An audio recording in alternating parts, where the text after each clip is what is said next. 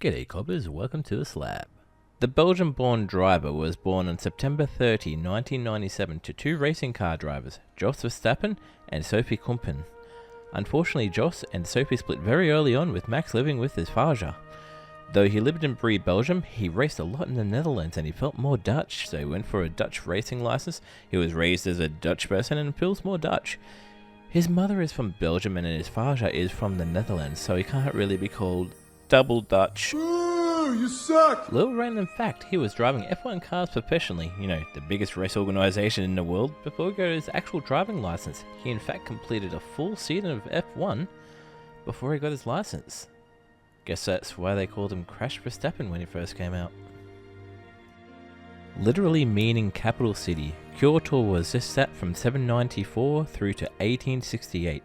Kyoto relinquished its title as capital of Japan, which it held for over 1,000 years, to Tokyo in 1869 when the imperial household decided to move. In an emerging industrial and more modernizing world, fears emerged that Kyoto would enter a period of decline, being more of a historical and cultural place rather than that of one suitable for ruling. So the imperial household moved to a more modern city of Edo, which was tailored to become more capital friendly. Random fact, Tokyo is an anagram of Kyoto, so still kinda technically the Lapitak Itik if the letters were jumbled up. yeah, I know, that was horrible. Now when I think of YouTube, I think of PayPal. What?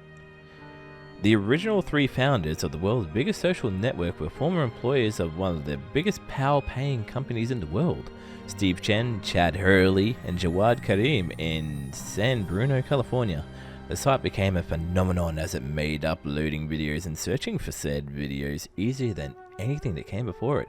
It became so popular that Google bought the site for $1.65 billion. And the rest, they say, is history. History tells us that in 1874, the Texas Senate confirmed the election of Walter Moses Burton, the first black elected sheriff in the United States.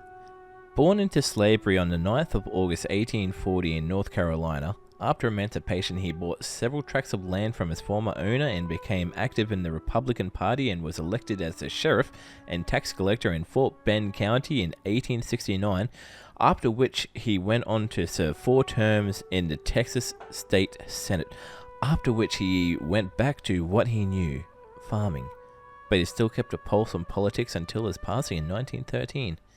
But as we all know, this is false because the first black sheriff was this guy. Just kidding.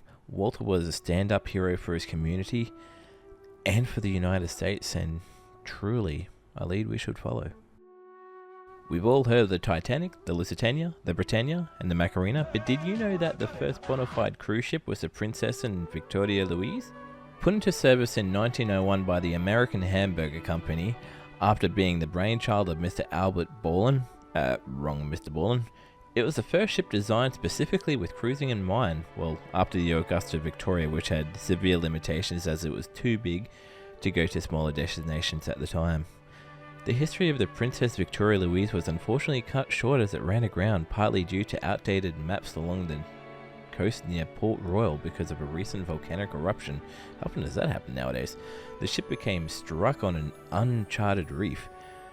Thankfully no one was killed and everyone made it to solid ground, but the captain felt responsible, later went back down to the ship's cabin and took his own life. At the time, the Hapag executive was quoted, "I cannot account for this act except on the theory that his pride was crushed by the accident, and that he believed that only death would wipe out what he regarded as his disgrace." Well, the cruise ship should be scary. And on that cheery note, if you enjoyed the video, do give it a thumbs up, subscribe if you haven't, and on that note...